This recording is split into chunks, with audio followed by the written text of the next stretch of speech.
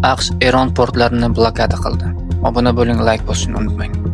AQSh prezidenti Donald Tramp topshirig'iga binoan Amerika harbiylari Hormuz bo'g'ozida rasman blokada boshladi. Bu haqda Oq uy rahbari Travis Social tarmog'ida yozib qoldirdi. Blokada kecha 13-aprel kuni AQShning sharqiy vaqti bilan soat 10:00 da kuchga kirgan. AQSh OAVlari, jumladan CNN va Fox News xabar berishicha, Amerika harbiy dengiz kuchlari bo'g'ozga kirish yoki chiqishga urinayotgan kemalarni to'xtatishni boshlagan.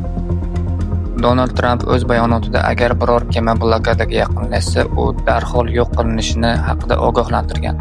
Uning aytishicha, AQSh kuchlari tez va qat'iy harakat qiladi. Shuningdek, u Eron flotining katta qismini yo'q qilganini da'vo qilgan.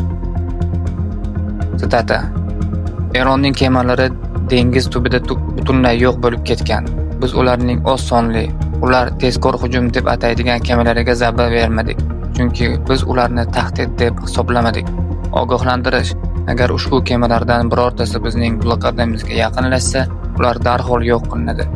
Bu tez va shafqatsiz, degan Oq uy rahbari.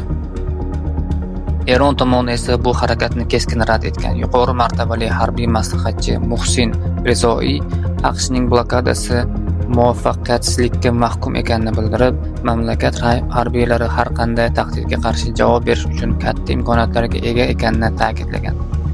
Ma'lumot uchun, Hormuz orqali jahon neftining taxminan 15-20% va suyultirilgan gazning 30% dan ortig'i o'tadi. Shu bois bu hududdagi har qanday keskinlik global energetika bozoriga jiddiy ta'sir ko'rsatadi. Bizni kuzatishda davom eting.